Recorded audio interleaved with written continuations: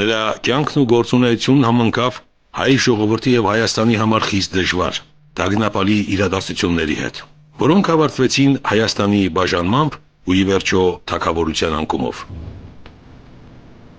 Բյուզանդա պարսկական պատերազմների թատերաբեմ դարձած Հայաստանում սակայն ստեղծվում է մշակույթ, որը դարեր անց պիտի որակվեր որպես հայ գրականության ու մշակույթի ոսկեդար։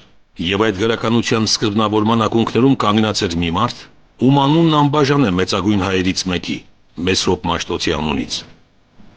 Մեսրոպ Մաշտոց Սահակ Պարթև տանդեմը դարձավ այն մեծագույն արարչագործության հեղինակը, որը հայ ժողովրդին ոչ միայն ինքնուրույնացրեց տվյալ պատմական ժամանակի մեջ, այլև դարձրեց սքանչելիորեն ստեղծագործ ու մշակութաբանորեն պաշտպանված դարերի ու հազարամյակների կտրվածքով։ Հայ առաքելական եկեղեցին Սահակ Պարքևին դասել է սրբերի կարգը եւ նրա հիշատակի օրը մտցրել տոնացույցի մեջ։ Սահակ Պարթևը եղել է հայոց կաթողիկոսության Գրիգոր Լուսավորչի տոհմի վերջին ներկայացուցիչը։ Նա հայ ժողովրդի ողջ պատմության մշակութային, եկեղեցական ու քաղաքական մեծագույն գործիչներից մեկն է։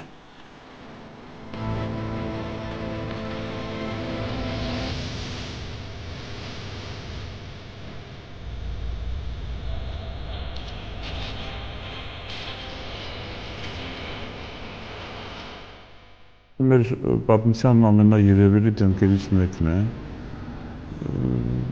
եւ ամենանշանավոր, որի գործունեությունը շատ եւ շատ բաներով pedagogan մի քանի տարի ընթացքում եւ ինչու՞ չէ նաեւ մինչեւ այսօր իրենց նշանակությունը պահպանել են։ Անց, որը մի կողմից ներկայացնում է նրա որպես Գրիգոր Լուսավորչի ընտանիքի զավակ, Ներսես Մեծի որդի, մյուս կողմից, մորական կողմից ինքը Մամիկոնյանների ընտանիքից է, երկու նշանավոր հին Հայաստանի ընտանիքների, նրանց բարեկամության, նրանց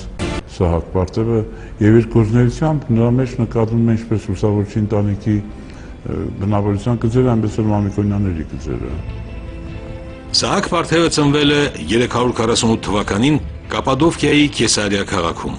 Նրա հայրը հայոց կաթողիկոս Ներսես առաջին մեծ Պարթևն է, իսկ մայրը Տարոնի իշխան Վարդան Մամիկոնյանի դուստրը, Սահանդուխտը։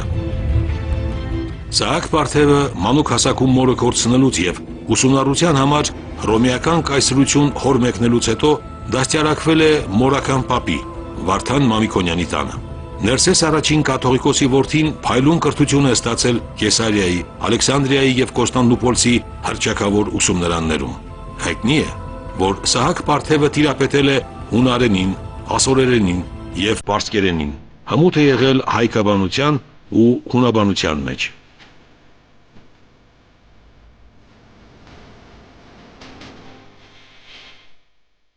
Սահակը իր կրթությունը ստացել էր Կեսարիայում, Կոստանդնուպոլսում եւ Ալեքսանդրիայում։ Սրանք հայտնի ժամանակի հզորագույն գիտամշակութային կենտրոններ էին, որոնք հայտնի են իրենց դպրոցներով եւ մեծ գիտական գրադարաններով։ Եվ Սահակը լինելով կաթողիկոսի որդի, իրավամբ ինքը ստացել էր լավագույն կրթությունը ժամանակի համար։ Թերևս Սահակը որպես կաթողիկոսի որդի կարող էր այդ վայրերում զուտ ժամանակ անցկացնել, բայց ի պատիվ իրեն լավագույն ուսումն էր ստացել, որը քիչ հետո պիտի իրեն օգներ հայ եկեղեցում ծաղկումը ապահովելու համար։ Նա տիրապետում էր ասորերենի, պարսկերենի, հայրենի մասին խոսք գնալ չէր կարող, որովհետև դեռևս գրերը ստեղծված չէին, պիտի ստեղծվեին։ Եվ ասորերենը պիտի օգներ իրեն եկեղեցական մատենագրությունը, թարգմանական գործը սկսելուց, իսկ պարսկերենը պիտի իրեն որպես հետագայում որպես կաթողիկոսի թույլատրեր վարչական հարաբերությունների մեջ մտնել պարսից իշխանությունների հետ։ Կնոջ մահից հետո Պարթևը հոգևորական է ձեռնադրվել, դառնալով հավատի ճշմարիտ ու առաքինի նվիրյալ։ Եպիսկոպոս Սահակ Պարթևը կրոնավորել է Վաղարշապատի Սուրբ Էջմիածին վանքում իր 60 աշակերտի հետ, ովքեր հագնում էին մազեղեն հանդերձներ եւ միշտ ոտաբոբիկ շրջում էին նրա հետ, անապատականների նման եկեղեցական պաշտամունք կատարելով։ Սահակ Պարթևն իր խմբով շրջում էր Հայաստան աշխարհի տարբեր մասերում եւ ավետարան քարոզում։ Հենց այս քարոզության ժամանակ է, որ անձնվեր հոգևորականը դժվարություն է ունենում այլ լեզուներով քարոզելիս ու մտածում է հայ տառերի եւ Սուրբ գրքի թարգմանություն ունենալու անհրաժեշտության մասին։ Չորրորդ դարի վերջը եւ հայ ժողովրդի համար եւ հայ եկեղեցու համար ճակատագրական դարաշրջան են։ Պիտի ասել, որ չորրորդ դարի վերջին մեր մեծագործ հայրապետներից մեկի մահվամբ հայ եկեղեցին ունեցավ մեծ կորուստ, դա Ներսես մեծն էր։ Եվ քիչ հետո պիտի տեղի ունենար հայ շնորհալի երիտասարդ եւ մեծ կամքի թեր թագավորներից, արքաներից մեկի Պապ թագավորի սպանությունը, այսպիսով եւ հայ եկեղեցում եւ հայ քաղաքական ասպարեզում առաջ եկավ ճգնաժամ։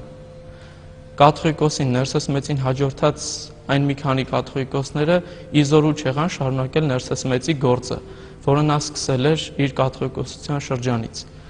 Իսկ մեծ արքայի Պապ թագավորի սկսած գործը ի վիճակի չեղան շարունակել իր հետնորդները։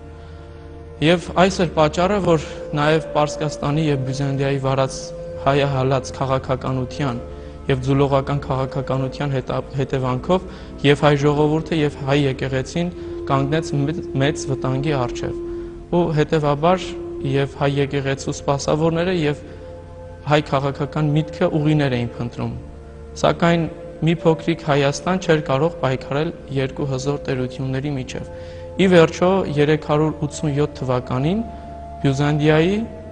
եւ Պարսից շահի համաձայնությամբ Հայաստանը բաժանվեց երկու մասի եւ առաջին անգամ էր, որ բաժանվեց երկու մասի եւ այն մասում, որտեղ որ Խոսրով երրորդն էր իշխում, անցավ Արևելյան Հայաստանը, անցավ Պարսկաստանի տիրապետությանը, իսկ արևմտյան մասը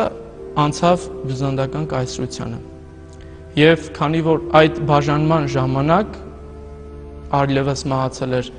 Մանասկերտցի կաթողիկոսը, առիթ եղավ, որպեսզի ընտրվի նոր կաթողիկոս եւ հայ հոգևորականությունը եւ հատկապես թագավորը, նորընտիր թագավորը կամեցան, որպեսզի գահը շարանգի լուսավորչի տոհմից մեկը։ Ասպարեզի վրա Սահակ կաթողիկոս Սահակն էր, Ներսեսի որդին, որը անցել էր կրոնավորական կյանքի եւ ինչպես որ պատմիչներն են վկայում 60 աշակերտների հետ վարում էր խիստ ճգնակյաց կյանք եւ հայտնի էր այլևս եկեղեցական ասպարեզում որպես խստաբարո ճգնակյաց, որպես բարի համբավի տեր անձնավորություն։ 387 թվականին Ասպուրակես Մանասկերտցի կաթողիկոսի մահից հետո հայոց Խոսրով 4-րդ վերջին թագավորը Սահակ Պարթևին նշանակում է հայոց կաթողիկոս առանց Պարսից արքայից արքայի թույլտվությունը ստանալու։ Հայոց հայրապետը հանդես է գալիս պետությանը սատարողի դերում, աջակցում է հայոց Խոսրով արքային, հայկական հողերը միավորելու եւ մեծ հայքի վերամիավորման քաղաքականությունը իրագործելիս։ 388 թվականին, երբ Արշակունի վերջին նշանավոր գահակալը Խոսրով 4-րդը բանտարկվել էր անհուշ Բերդում, հայոց թագավորի կողմից կաթողիկոս նշանակված Սահակ Պարթևի հայրապետական կարգը համարվել է անբավեր։ Շուտով հայոց նոր թագավորը Վռամշապուհը երկրի ղեկնիր ձեռքն է վերցնում։ Նրա աջակցությամբ հայոց հայրապետը վերահաստատվում է իր աթոռին։ Հետո նաև իր Սահակ Պարթևի ջանքերով ու միջնորդությամբ Պարսից արքա Վռամ III Կրամանը վավերացրել է հայ նախարարների գահնամակը։ Նրա Փեսահամազած Մամիկոնյանը ստացել է հայոց սպարապետի պաշտոնը, իսկ Կամսարական ու Ամատունի ընտանիքները, որոնք մեղադրվում էին Պարսից արքունիքի կողմից, արժանացել են ներման։ Այնուհետև գրեթե 25 տարի ձգվող խաղաղության պայմաններում Սահակ Պարթևը ծավալել է մշակութային բազմաշերտ գործունեություն։ Հայոց կաթողիկոսը կանգնել է հայ մեծ հանճարի, Մեսրոպ Մաշտոցի կողքին։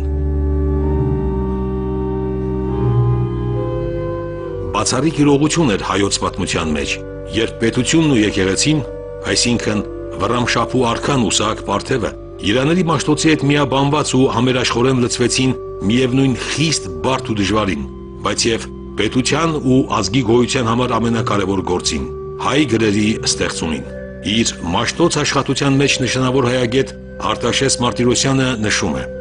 «Իսկական մեծությունը նա է, որ չի շտապում եւ չի ուշանում։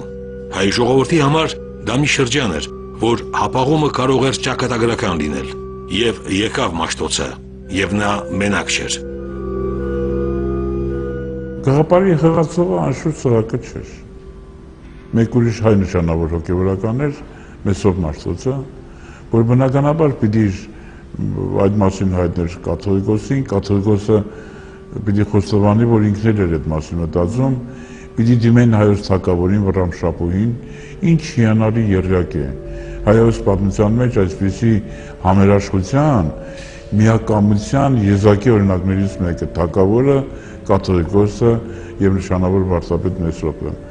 Եվ սրանք, ինչպես ասում են, ուսուսի տված, որպես լծակիցներ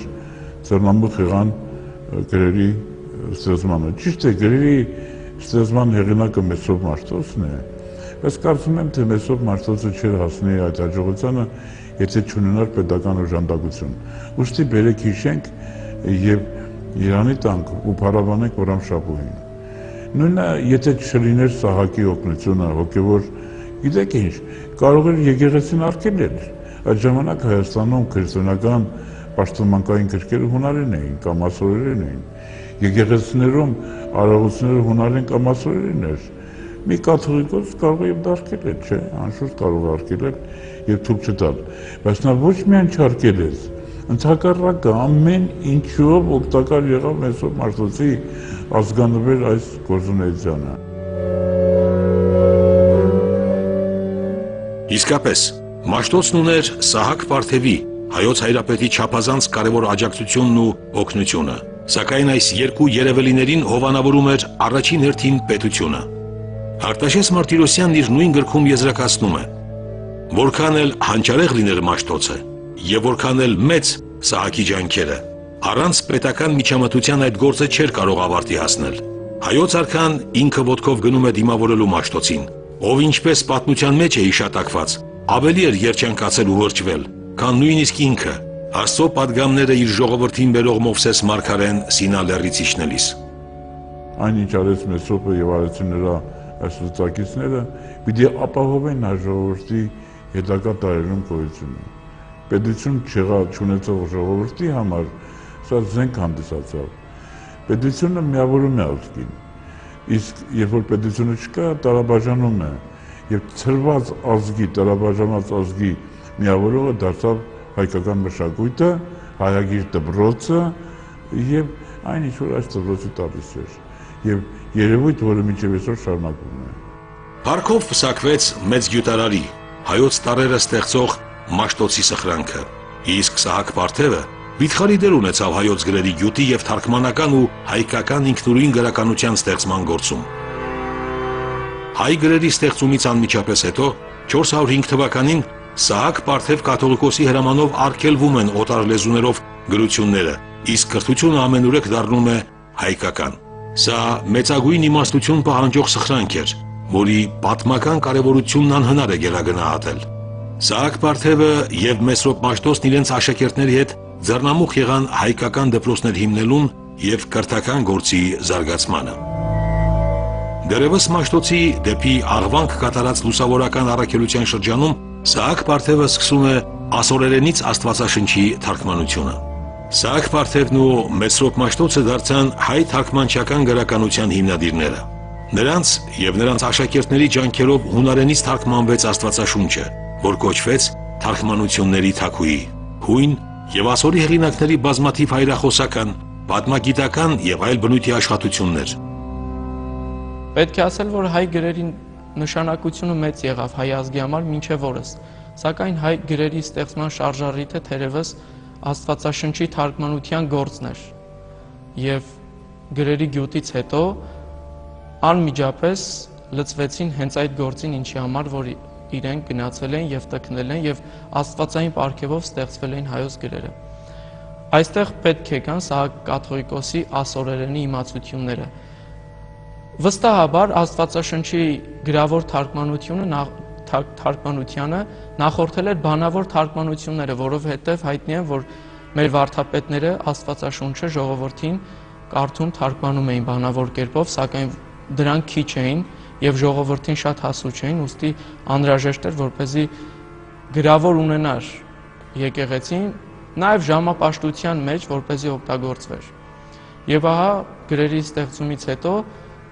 առաջին փութանակի թարգմանությունը կատարվեց ասորերենից, որի մեջ վստահաբար մեծ ներդրում ունի Սահակ կաթողիկոսը, որպես թարգմանիչ,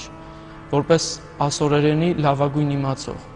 որովհետև մենք չմոռացանք, որ նա իր ուսումնառության տարիներին լավագույնս սերտել էր ասորերեն լեզուն։ Հետևաբար այդ ամենը օգտագործեց նաև իր թարգմանությունների ժամանակ։ Հայ պատմիչ Ղազար Փարպեցին այսպիսի վկայություն է թողել Սուրբ Սահակ Պարթևի գործունեության մասին։ Եվ կամավոր հոժարությամբ իր անձը տվեց գործին, պանծացրեց Աստծո գործակցությունը, որը նրան տվել էր առավելապես գիտության շնորհներ, եւ անվայր կերպով տքնելով գիշեր ու ցերեկ թարգմանեց բոլոր կտակարանները, Սուրբ Հոգու ճշմարիտ մարգարեների խոսածները եւ հաստատելով կնքեց նոր կտակարանի լուսավոր ու կենսատու քարոզությունները, երջանիկ առաքյաններով եւ նույն հոգով։ Անհրաժեշտ է շեշտել, որ նորից ըստ Ղազար Փարպեցու Մեսրոպ Մաշտոցը եւ մյուս թարգմանիչները հաճախակի դիմել են Սահակ Պարթևի օգնությանը, ով կատարելապես տիրապետում էր ոչ միայն հունարեն տառերի հնչյունաբանությանն ու հռետորական մեկնաբանությանը, այլև քաջատեղյակ էր իմաստասիրական ճարտասանությանը։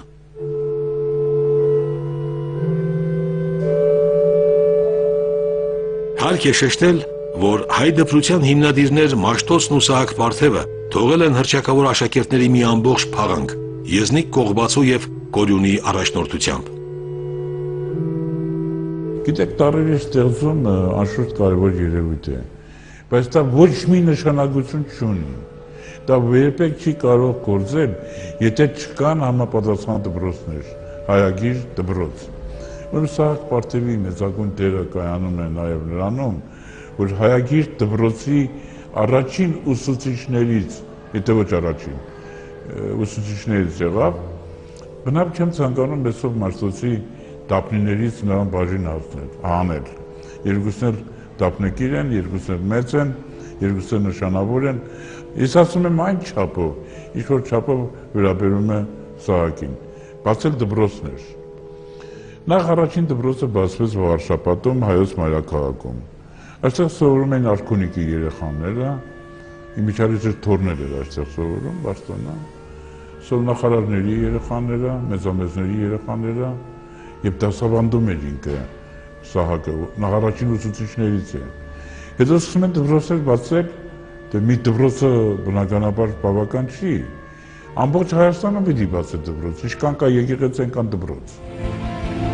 408 թվին բյուզանդական արքունիքը վերամիավորված մեծ հայքի թագավորությունից հետ է պահանջում 387 թվականի բաժանումով կայսրությանն անցած արևմտյան հատվածը, իսկ արևելյան Հայաստանում թագավորած Պարսից արքայազն Շապուհի օրոք բռնություններ են սկսվում։ Սահակ Պարթևը տեղափոխվում է մեծ հայքի բյուզանդական մասը։ Նա կայսեր մոտ է ուղարկում Մեսրոպ Մաշտոցին եւ իր թորանը Վարդան Մամիկոնյանին իրենց ընդունելու եւ բյուզանդական հատվածում հայկական դպրոցներ հիմնելու խնդրանքով։ Մի նամակով էլ նա դիմում է Կոստանդնուպոլսի պատրիարք Ատտիկոսին, խնդրելով նրան բարեխոսել կայսեր առաջ,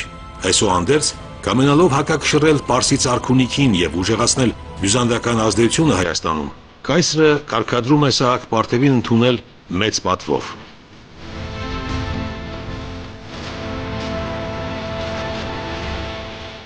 Կաթողիկոսը օժանդակեց ամեն կերպ, ինչով որ օժանդակել էր գրերի գյուտի ստեղծմանը, նույն կերպ նաև օժանդակեց Մեսրոպ Մաշտոցին, որպեսզի դպրոցներ հիմնի ողջ Հայաստանում։ Նախ եւ առաջ հիմնեցին Արևելյան Հայաստանում, սակայն խնդիր առաջացավ, որ նույն դպրոցները պետք է հիմնել նաև բյուզանդական մասում։ Եվ ահա գնացին բյուզանդական մաս երկուսով եւ փորձեցին հիմնել։ Թերևս բյուզանդացիները առաջին անգամ փորձեցին խոչընդոտել, սակայն Սահակ կաթողիկոսի նամակները ուղված Պոլսո պատրիարքին եւ նրա հեղինակությունը, որը հայտնի էր համաքրիստոնեական աշխարհում, օգնեց, որպեսզի եւ կայսր Թեոդոս II փոքր կայսրը եւ Պոլսի պատրիարքը թույլտվությունը տան, որպեսզի Հայաստանի բյուզանդական մասում կառուցվեն դպրոցներ, ստեղծվեն դպրոցներ։ Եվ այդպես էլ եղավ, եւ իրենք երկուսով հիմնեցին բյուզանդական մասի դպրոցները։ Ապա Սահակ Պարթևը ստիպված ետ եկավ Հայաստան, որպեսզի օգնի հայ ժողովրդին, հայ քաղաքական մտքին դուրս գալու այդ ծանր ստեղծված իրավիճակից, որովհետև 419-22 թվականներին տեղեր ունեցել ապստամբություն Հայաստանում եւ քանի որ արդեն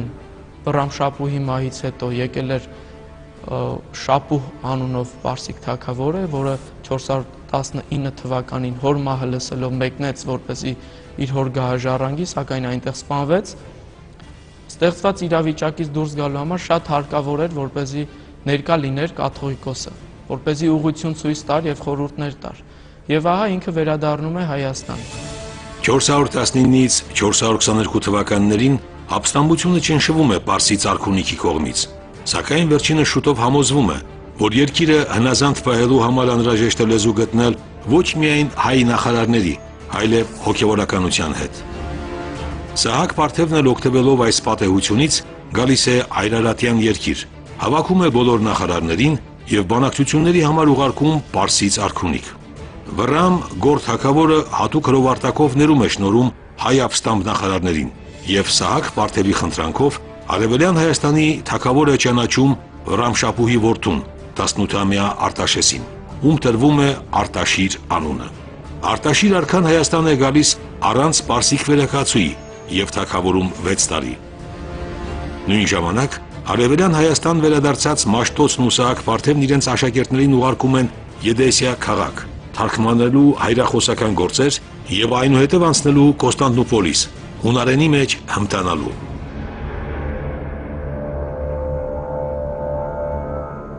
428 թվականին Պարսից արքունիքը ժամանակը հարմար գտնելով վճռում է վերացնել հայոց թագավորությունը։ Մի քանի նախարարների խոստանալով տիրույթները դարձնել ժառանգական, Պարսից արքունիքը նրանց հորդորում է հանդես գալ Արտաշիր թագավորի դեմ եւ պահանջել նրա գահընկեցությունը։ Փորձ է արվում այդ գործի մեջ ներքաշել նաեւ Սահակ Պարթևին, նրան նույնպես խոստանալով նոր տիրույթներ։ Բնականաբար հայոց կաթողիկոսը հրաժարվել է Պարսից արքունիքի ձեռքին գործիք դառնալուց։ Արտաշեսը իհարկե չարդարացրեց բոլորի մտածումները, որ կարծում էին իր հոր արժանի զավակ պիտի լինի։ Հայտնի է, որ Վռամ Շապուհը լավ արքա եղավ։ Համակիր էր Սահակ Պարթևի, Մեսրոպ Մաշտոցին եւ այն անձանց, ովքեր փորձում էին հայ ժողովրդին նպաստ բերել։ Սակայն Արտաշեսը լինելով երիտասարդ, ինչպես պատմիչն է ասում, իգամոլ, զեղ կյանքով ապրող, չարդարացրեց բոլորի հույսերը եւ նախարարները զզվելով իրենից գնացին եւ բողոքեցին Սահակ կաթողիկոսին։ Սահակ կաթողիկոսի հայտնի խոսքերը կան, որ ես չեմ կարող իմ հիվանդ ոչխարին փոխել առողջ գազանի հետ, որովհետեւ այդ գազանի առողջությունը պատուհաս է լինելու հենց ինքներս մեզ համար։ Եվ երկար ամիսներ բանակցում էին նախարարները համոզելով կաթողիկոսին, որպեսզի ինքը եւս միանա իրենց խմբին եւ ամբաստանեն թագավորին, սակայն կաթողիկոս այս երկար ամիսների ընթացքում մնաց անդրդվելի։ Հետևաբար իշխաններին չէր մնում այլ ինչ, եթե ոչ բռնել կործանարար ուղի հայոց պետականության համար։ Եվ իրենք իրենց հետ վերցնելով սուրմագերեցին, գնացին եւ ամբաստանեցին եւ թագավորին եւ Սահակ կաթողիկոսին։ Իրականությունը պարզելու համար Պարսից արքան հրավիրեց իր մոտ եւ կաթողիկոսին եւ արքային։ Իհարկե իրենք եւս ամեն ինչ անում են եւ իրենց խորհրդով եւ հորդորով էր նաեւ, որ հայ իշխաններից ոմանք հանդես եկան թագավորի եւ կաթողիկոսի դեմ, որովհետեւ Պարսից իշխանությունները խոստացել էին ժառանգական ճանաչել նրանց տիրույթները, շնորհելով նաեւ նոր տարածքներ։ Եվ Դիզբոնում իրենք զրկվեցին, մեկը իր հայրապետական աթոռից, մեկը իր արքայական գահից։ Եվ երկար տարիներ կաթողիկոսը մնաց Դիզբոնում որպես պատանդ։ Սահակ Պարթևի ձերբակալությունից 4 տարի անց հայ նախարարները դիմում են Պարսից Վռամ արքային, խնդրելով կաթողիկոս նշանակել մեծն Սահակ կաթողիկոսին,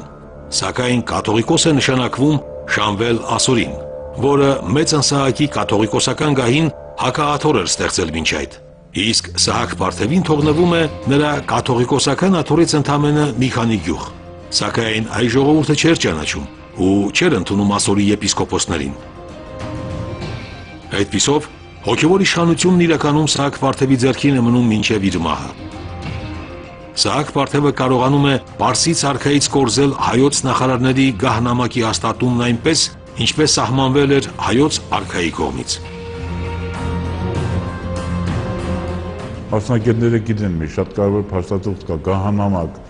որտեղ գրանցված են հայ նախարարների ցանկերը, որ նախարարը ումից հետո է, ինչ պատիվ ունի, արքոնիկում որտեղ պետք է նստի, այսինքն տեղերն է բաշխում, դա կարգավորեց Սահակը եւ այստեղ մի բան արեց, ռևերանս արեց, իր փեսան ինքը ուներ մեկ աղջիկ, Սահականուշը, ամուսնացած էր Համազած Մամիկոնյանի հետ, իր փեսային նրա տոհմը, որը շատ հետ էր, Մամիկոնյանները սպարապետ են, բայց հայ ֆեոդալական հիերարխիայում բարձրաստիճան չէին զբաղեցնում, իջեցրեց մինչև 6-րդ աստիճանը, 6-ից ցած չէր կարող իջեցնել, որտեղ շատ հին նշանավոր սունեցիներն էին, բակրատուններն էին, մյուսներն էին, հետո կարողացավ հասնել այն բանին, որ սպարապետության պաշտոնը տրվեց իր փեսային, Համազասպին։ Շուտով պատերազմ է սկսվում Բյուզանդիայի և Պարսկաստանի միջև, և Հայաստանը դառնում է ռազմական թատերաբեմ։ Այդ օրերին ծանր հիվանդացած կաթողիկոսի նրա աշակերտները տեղափոխում են Բլուր գյուղ, խուսափելու պարսից հալածանքներից։ Այստեղ էլ 439 թվին հանգչում է 51 տարի հովվապետած հայոց կաթողիկոսը, մեծն Սահակ Պարթևը։ Նրա դին հողին է հանձնվել Տարոն գավառի Աշտիշատ գյուղում։ Հայոց հայրապետի մահվանից ընդամենը 6 ամիս հետո վախճանվում է նաև Մեսրոպ Մաշտոցը։ Ինքը մահացավ 439 թվականին, այն պահին, երբ որ պատերազմ էր բռնկվել Պարսկաստանի և Բյուզանդիայի միջև, և ինչպես միշտ էր լինում, այդ պատերազմը ընթանում էր Հայաստանի տարածքում։ Եվ ինչպես միշտ էր լինում, պատերազմից ամենից շատ տուժում էր Հայաստանը, հայ ժողովուրդը։ Ինքը որոշեց իր մեծ հեղինակություն, արդեն 95 մոտ մարդ էր, գնալ ներկայանալ Պարսից, նախ հռոմեական զորավարին, Պարսից թագավորին, հորդորելով, որպեսզի այս երևույթները վերջ տրվեն։ Համաշխարհային պատմության մեջ առաջին պացիֆիստներից մեկն է, խաղաղության կողմնակից, խաղաղության հաստատման կողմնակից, չհաշտած իր նպատակակետին Բլուր գյուղում հանգարցակի շատ վատացավ, դա Բագրևանդի Բլուր գյուղն է, և հավիտենապես փակեց աչքերը, որպեսզի սկսվի նրա հավիտենական կյանքը, երկնային կյանքը։ Իր հարսը, որը Վարդան Մամիկոնյանի կինն էր, դին տեղափոխեց Մամիկոնյանների ավանդական Տարոնի կալվածքը և Աշտիշատում հանձնեց նրա մարմինը։ Այսօր նա գերի է, նրա գերեզմանը տեղը վաղուց անհետացել է, սակայն հետաքրքիր է երկու նշանավոր դեմքերի, մեկի այսօրվա Հայաստանում թաղված լինելու հանգամանքը Հուշականում, մյուսին Աշտիշատում։ Աշտիշատը շատ նշանավոր կենտրոն էր հոգևոր, և այնտեղ նրա մարմինի ամփոփումը, աջունի ամփոփումը սրբատեղի է դարձնում, և մեր եկեղեցին նրանց սրբացնում է։ Շատ հետաքրքիր նաև այն հանգամանքը, որ 2 օր է հիշատակվում մեր եկեղեցական կանոնադրություններում, տոնացույցներում նրա անունը հիշատակելու։ Սուրբ Սահակ Պարթևը լուսավորչի տոհմի վերջին ժառանգն էր, քանի որ իր կարճատև ամուսնության ժամանակ միայն մեկ դուստր է ունեցել Սահականույշ անունով։ Հատկանշական է, որ Համազասպ Մամիկոնյանի հետ ամուսնացած Սահականույշը պետք է ծներ հայ ժողովրդի ամենաառասպելական զորավարներից մեկին, Սուրբ Վարդան Մամիկոնյանին։ Մեզ է ասել Սահակ Պարթևի թողած գրական հարուստ ժառանգությունը, ինչպես արդեն նշվեց, մեծ է եղել նրա դերը թարգմանական դպրոցի զարգացման և հատկապես Աստվածաշնչի հայացման գործում, բայց պետք է նշել, որ հայոց կաթողիկոսը հանդես է եկել նաև սեփական արժեքավոր ստեղծագործություններով։ Մեսրոպ Մաշտոցի հետ մեկտեղ նա կազմել է Մաշտոց կոչվող ծեսերի և օրհնությունների գիրքը, Կարգավորել է հայոց եկեղեցու տոնացույցը, գրել է բազմաթիվ կանոններ, որոնք կարգավորել են եկեղեցական ու աշխարհիկ դասերի, պաշտոնեության փոխհարաբերությունները, ամուսնաընտանեկան իրավունքի նորմերը։ Ես շատ բարձր եմ գնահատում նրա ջանքերը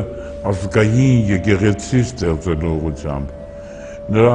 պայքարը, որ մեր եկեղեցին մնա անաղարտ, առաքելական, առաջին եկեղեցական ժողովների որոշումներին հարազատ եւ շատ բաներով է պարտական մեր եկեղեցին, հոգևորականները նրա կանոնական թղթեր էր որ գրում, ինչպիսին պիտի լինի հոգևորականը, ինչպիսին պիտի լինի մարդ, ընդհանրապես նրան վերագրվող բազմաթիվ կանոններ կան, որոնցից եթե մի մասը անգամ իրենը չի, սակայն վերագրվում է, խոսում է նրա մեծ հեղինակության մասին։ Սահակ Պարթևն ու Մեսրոպ Մաշտոցը համարվում են հայ հոգևոր ինքնուրույն երգի սկզբնավորողները։ Կաթողիկոսը նաև գրել եւ եղանակավորել է շարականներ, թիսական աղոթքներ եւ պատարակամատույց։ Առավել հայտնի է Սահակ կաթողիկոսի միջնադարյան գրչագիր գանձարաններում պահպանված Պարագրի անպարագրելի բանն սկզբնատողով տաղը։ Սահակ Պարթևի անունով մեզ են հասել մի քանի դավանաբանական թղթեր, ընդդեմ բորբորի տոնների, նեստորականության եւ մծխնեական աղանդավորների, եւ ոչ մեծ թվով նամակներ բյուզանդական կայսրին, եպիսկոպոսներին ու զորավարներին։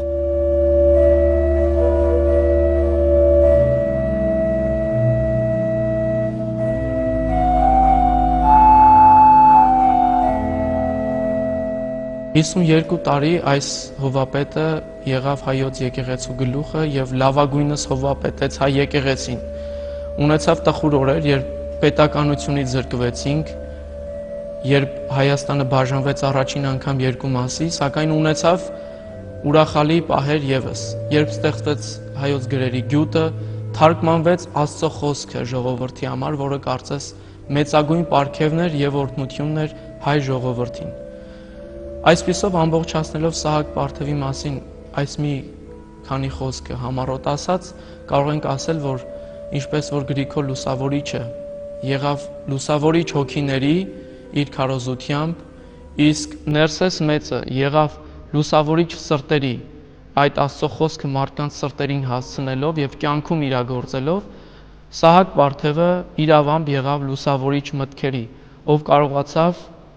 խոսքը, գործը, հոգին եւ միտքը լուսավորել Աստծո խոսքով եւ օրհնել ողջ ժողովրդին Աստծո գրավոր խոսքը թարգմանության բերելով եւ մեզ գրավական տալով, որպեսզի մենք մինչեւ օրս մնանք որպես հայ։